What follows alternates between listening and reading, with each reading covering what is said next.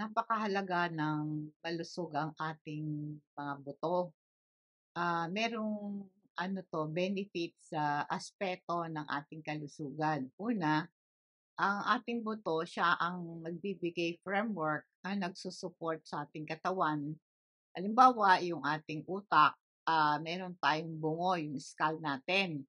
Meron itong 22 bones, ito ay they join together para ito'y very strong na structure para protektahan yung ating utak mula sa injury. Yung ating namang rib cage, ito'y kulungan na meron 24 na buto, connected sila ng cartilage at nandoon sa loob ang ating puso at ang ating baga. Kaya yung rib cage natin, pinoprotect yung ating puso at ng ating baga. Yun namang ating spinal cord, ito ay merong sa loob yung spinal cord natin, merong nakasalansan sa ibabaw ng bawat isa para protektahan ang ating spinal cord, no? Kaya itong buto na yan, nakasalansan sila, no? Nasa ibabaw ng bawat isa. Tapos sa gitna nun yung spinal cord natin na nagdadala ng message mula sa brain to the rest of the body. Ito'y protected din ng ating spinal column. So yan ang mga function ng ating mga buto. Kaya dapat yung mga buto natin healthy. One thing ang function ng ating buto, gumagawa sila ng blood cells. Nagpo-produce sila ng red blood cells na nagdadala ng oxygen throughout the body. So, yun po ang function ng ating buto. At ito rin nagkakaroon ng regulating metabolism. Ang buto ay tumutulong para ma-regulate ang metabolism sa pag-release ng hormone para makontrol yung ating blood sugar level. Kapag pala yung ating mga buto ay healthy, yung nakakatulong ito sa pag-control ng blood sugar. Ang dahilan, nagre-release po ang ating buto ng hormone na osteocalcin. Itong osteocalcin na to, nagre-regulate ng blood sugar level at tumataas yung absorption niya ng glucose at maipapasok ito sa ating selula para gamitin ito as a source of energy. Ang osteocalcin, ito isang protina na pinuproduce ng osteoblast. Ito'y cell na nagbibuild ng bones. Itong osteocalcin na to, ito'y nare-release sa ating bloodstream, tumutulong para ma-regulate ang blood sugar at mataas ang absorption ng glucose kasi yung kasing osteocalcin, tumutulong ito, nare-reduce yung production ng glucose ng liver.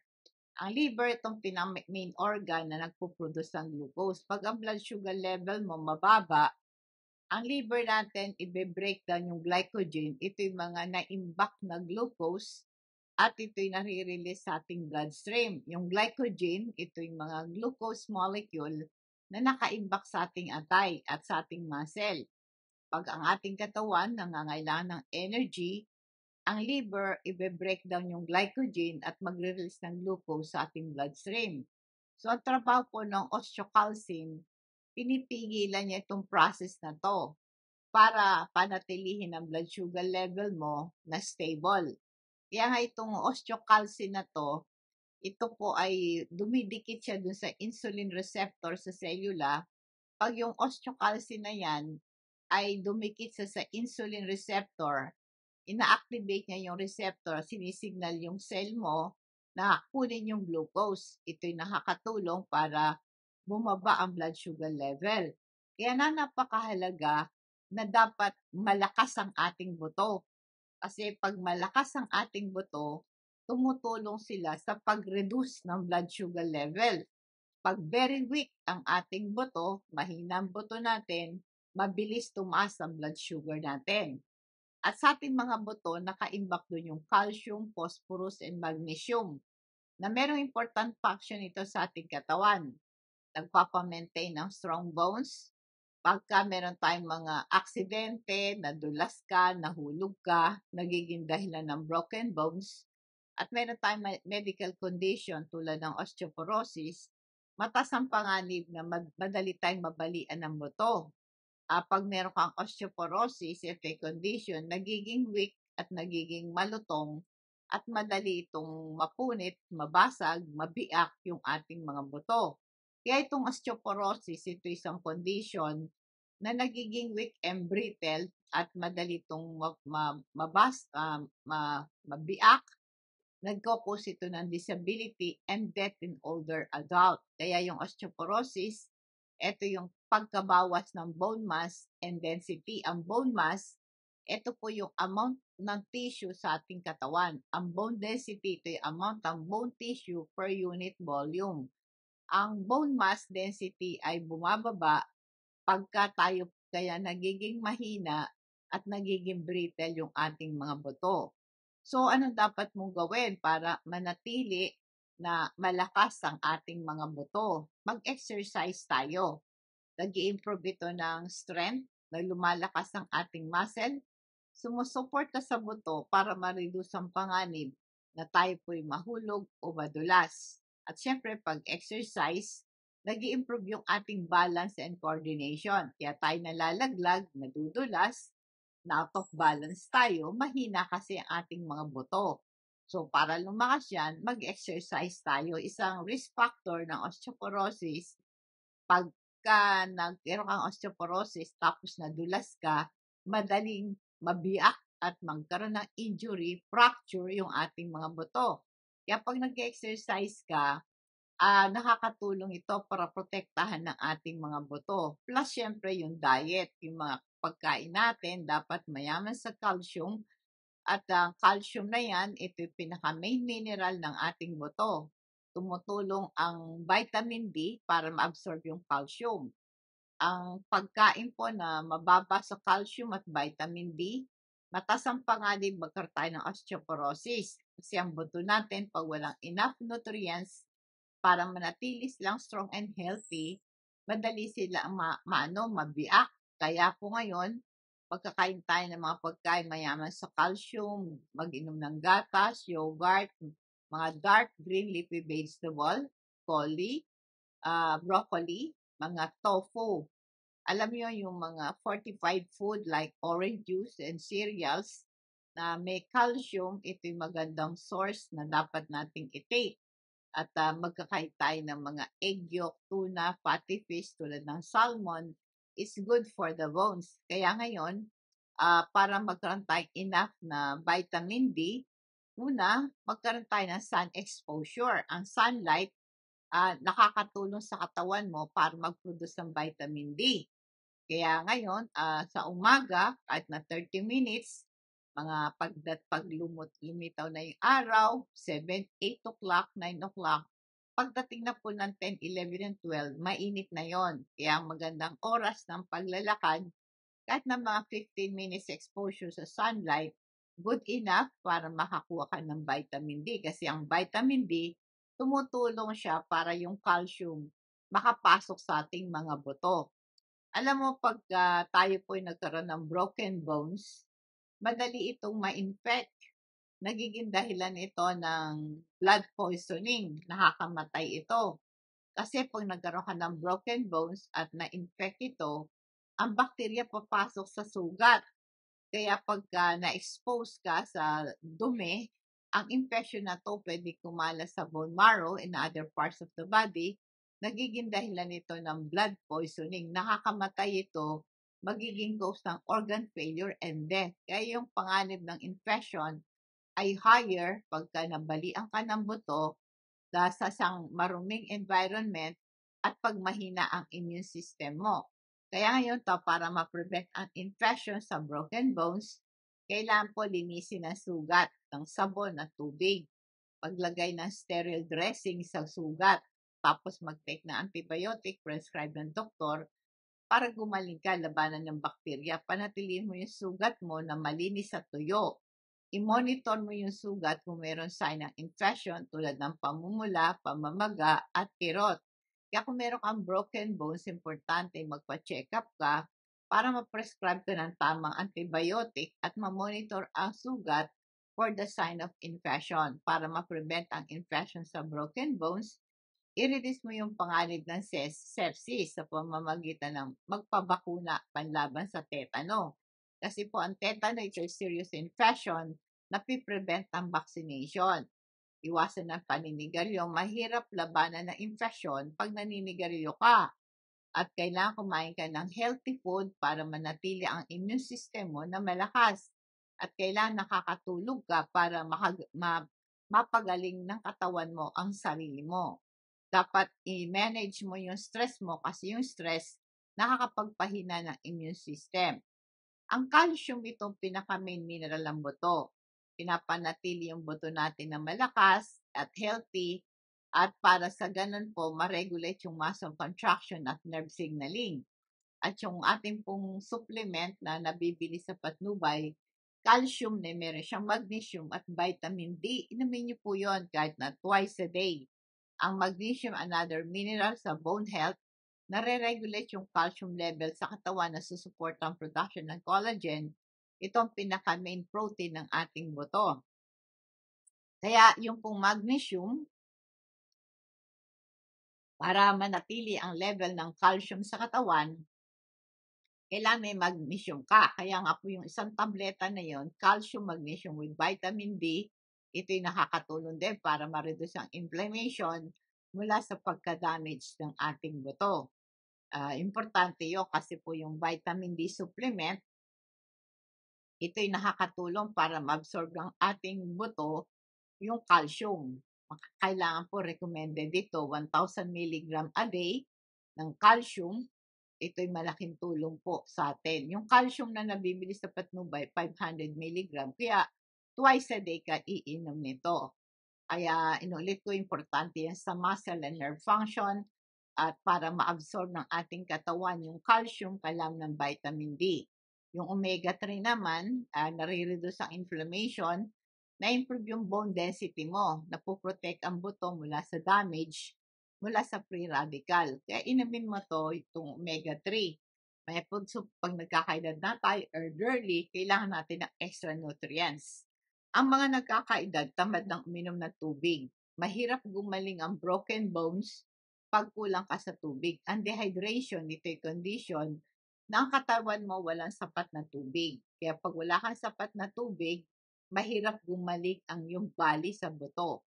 Kaya ngayon, kailangan po kasi ng tubig para mag-transport ng nutrients and oxygen to the bones at pagtanggal ng waste product. Kaya kung wala kang sapat na tubig na iniinom, yung mga nutrients at oxygen hindi makarating sa buto at yung mga waste product na naka-imbak sa buto mo na nakakapigil sa recovery mo, nandoon lang. So pag umiinom ka ng tubig, mabilis ang pag-alis ng mga waste product sa ating mga buto. Kaya sa ating pong mga elderly, iwasan natin magkulang tayo sa tubig. Kaya huwag mo nang hintayin na uhaw ka bago uminom ka. Kahit hindi ka na uhaw, uminom ka ng tubig. I-maintain natin yung 8 to 10 glasses of water habang tayo po ay gising para ma-prevent ang dehydration. Kaya kailangan meron tayong 8 glasses of water, magkakain tayo ng prutas at gulay. Tulad po halimbawa yung pakwan, di ba, pineapple, yung may juice, oranges, ganon. Ito'y maraming tubig content. Iwasan mo lang uminom ng alak at alcohol. Itong alcohol na to, caffeinated drinks, nagkukos ng dehydration. At syempre, regular exercise, i-monitor mo yung tubig mo. Dapat how much water, kung ang gano din ang inilalabas mo. Kaya pagka may edad ka na, tulad po sa akin, ako ay 68 na rin, para ma-prevent ang further dehydration, ay kailangan meron ako laging water bottle malapit sa akin sa bag ko. Pag lumalabas ako, dapat lagi tayo merong water bottle. Tapos lalagok-lagok, iinom ka. No? Kailangan po, pera doon, pwede kayong minom ng, merong nabibiling, lemon juice, di ba? Baka pwede kayong uminom nun. Pag ang tao, hindi siya pwedeng uminom ng tubig, pwede siyang i-IV. I-dextrose yan. Kaya panatilihin po natin yung bahay natin safe. Alisin natin yung mga loose rugs, baka madulas ka. sa mga bathroom, maglagay ka ng grab bars na pwedeng hawakan at saka iwasan mo yung matapilok ka do'n. Encourage po na meron kang regular exercise para ma-improve ang balance or coordination, maiwasan yung pagkadulas. At may mga medication na pampalakas ng buto. Habang nagkakaedad tayo, ang buto natin nagiging mahina. Madali tayong mag-suffer ng injury mula sa broken bones. Kaya kailangan makipag-usap ko sa doktor para matulungan ka, no? Inuulit ko po, para ma-improve yung ating balance and coordination, ma-prevent yung fall, no? Yung mag-take ka rin, meron kang exercise plan at supplement na vitamin C at B complex. Ito pong vitamin C, ito important sa ating katawan sa formation ng collagen. Ito ay protein na nagbibigay ng lakas sa ating buto at structure. At ang vitamin C tumutulong sa katawan mo, ma-absorb niya yung calcium and another essential nutrients for bone health, no? Tapos yung Super B complex, 8B vitamins, importante ito sa energy production, metabolism, and nerve function. Kaya para sa involved ito sa formation ng red blood cells at nagdadala ng oxygen sa mga buto natin. Iwasan mo lang yung mga soda, soft drinks. Merong negative effect sa katawan mo yung soft drinks. Nare-reduce yung absorption ng calcium at napipigil po yung yung paglakas ng ating mga buto. Nagiging weak at nagiging brittle yung buto natin pag kulang tayo sa calcium. Kaya iwasan mo yung mga soft drinks, mataas ang panganib ng fracture sa ating mga buto, at iwasan niyo po kasi meron silang phosphoric acid. Itong phosphoric acid sa soft drinks, ito ay kanyang sinisip-sip yung calcium sa ating buto, kaya ito'y nagiging marupok, no? Napakahirap ma-absorb ng katawan mo yung calcium pag umiinom ka ng soft drinks. Iwasan mo rin yung mga salty food, mga bagoong, tuyo, patis, ganyan. Kasi madali kang magkaroon ng osteoporosis, tong condition na mga buto natin mahina, nagiging marupok. Ay, addition pa nga yung salty food ay nakaka-retain pa ng tubig. Itong na-retain na tubig na to, nagbibigay stress sa buto natin at mataas ang panganib ng fracture. Kaya kailangan po iwasan mo yung processed food at magluto ka ng fresh ingredients instead na canned food ang kinakain mo. Limitahin mo yung mga chips, pretzels, snacks, mataas ang mga noodles, mataas ang salt niyan. At saka inom ka ng maraming tubig para ma-flush out yung excess sodium sa katawan. Huwag kang manigarilyo kasi ang sigarilyo ay nakaka-damage ng buto at madali itong magkaroon ka ng broken bones. Ang paninigarilyo, nare-reduce yung bone density mo. Ito yung amount ng calcium and other minerals sa buto mo at nagiging fragile at madali itong mabasag. Kaya ngayon, nagiging weak yan. Kaya madaling magkaroon ng fracture, especially sa hips, sa spine, at saka sa wrist. Iwasan mo yung mag-inom ng alak kasi ang alak nakakapigil sa absorption ng calcium at vitamin D na napakahalaga sa kalusugan ng ating mga buto. Nadadamage yung ating cellula na mag-build ng bagong bone tissue pag umiinom ka ng alak. Kaya pag umiinom ka ng alak, nare-reduce yung amount ng calcium na na-absorb ng ating buto. Kaya nga po, ang alak, nag-i-increase ang inflammation, nadadamage yung bone tissue. Huwag kang magpataba. Pag obese ka, madali kang magkaroon ng weak bones at nagiging brittle. Yan ang dapat mong gawin. Kaya kung overweight ka, madali kang magkaroon ng osteoporosis condition, nagkukos ng panghihina at pagiging marupok ng ating mga buto.